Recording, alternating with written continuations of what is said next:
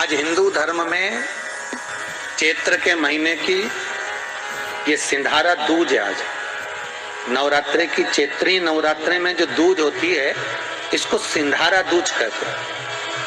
कौन सी दूज कहते हैं? जम के बोलिए। सिंधारा दूज। सिंधारा दूज का मतलब ये होता है कि कल है तीज, जिसको हमारे यहाँ गणगौर तीज कहते हैं। शंकर और पार्वती 16 दिन तक तैयार हुए थे और तैयार होने के बाद शिव और पार्वती शिव महापुराण के यजमान बनकर जा रहे थे। तो कल का दिन है वो। कौन सा दिन है कल का? गणगौर तीज का दिन, कल का दिन। चैत्र के महीने में जो शुक्ल पक्ष की तीज आती है, वो चैत्री नवरात्रे में जो तीज की तिथि होती है, उस दिन शंकर और पार्वती शिव महापुराण के यजमान बनकर कथा सुनने के लिए गए थे। 16 दिन तक पार्वती और शंकर का श्रृंगार होता है। उसमें से आज का दिन सिंधारा दूज का होता है। क्यों सिंधारा दूज कहते हैं? सिंधारा दूज का मतलब क्या है? क्यों हिंदू धर्म में सिंधारा दूज मनाई जाती है? किस लिए? आज पूरे भारत की भूमि पर कई माताएं हाथ में मेहंदियां लगाती हैं, चूड़ियां पहनती हैं, सुंदर चुनरी पहनती हैं, माँ ब्रह्मचारिणी का पूजन करती हैं, माता का आराधना करती हैं। सिंधारा दूज, उसका कारण केवल इतना सा है।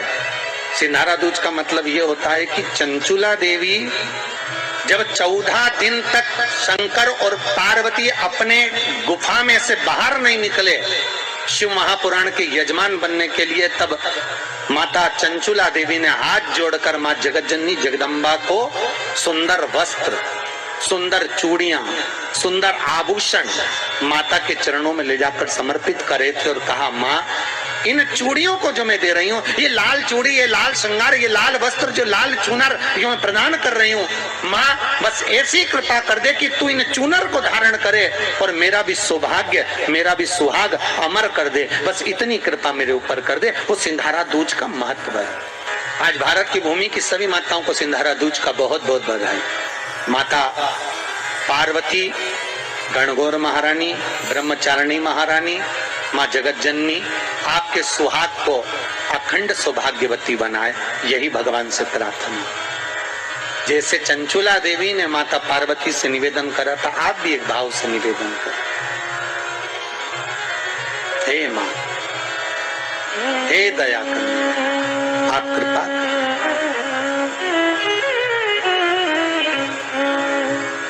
ओढ़ चुनरिया लाल, ओढ़ चुनरिया लाल, जाऊं इस दुनिया से। स्वयं चंचुला देवी माँ पार्वती से सिंधारा दूज के दिन निवेदन करती है कि मेरा सौभाग्य अमर कर दो, और आपके सिवा कोई नहीं कर सकती। इसलिए माता के चरणों में चूड़ी भी दी, मेहंदी भी दी, टीकी भी दी, श्रृंगार भी दिया, वस्त्र भी दिया। इसलिए सिंधारा दूज के दिन, आज के दिन सौभाग्यवती माताएं एक दूसरे को सिंधारा देती हैं। आज भी नियम है हमारा। कृपा करो माँ।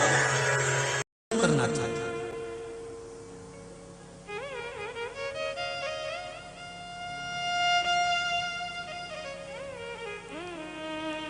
जिसका गर्भ 4 महीने चढ़ा, 2 महीने चढ़ा, 3 महीने चढ़ा, फिर गर्भ गिर गया, 1.5 महीने 2 महीने गर्भ चढ़ा, फिर गिर गए, तो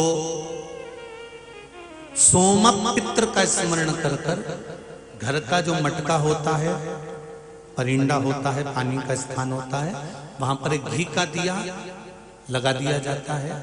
उस घी के दिए पर सोमक के नाम से दिया लगाकर उस पर एक प्लेट टेढ़ी रख दी जाती है, जिसपे कालोच आ जाता है। उस कालोच को जो नारी का गर्भ ठहरा है और वो गर्भ अगर बार बार गिर रहा है, तो नारी को उस कालोच का उदर भाग पर एक तिलक लगा दिया जाता है सोमक पित्र के नाम से। उस नारी का दूसरी बार गर्भ नहीं गिर सकता, वो बच्चा पूर्ण पैदा किया, पूर्ण जन्म।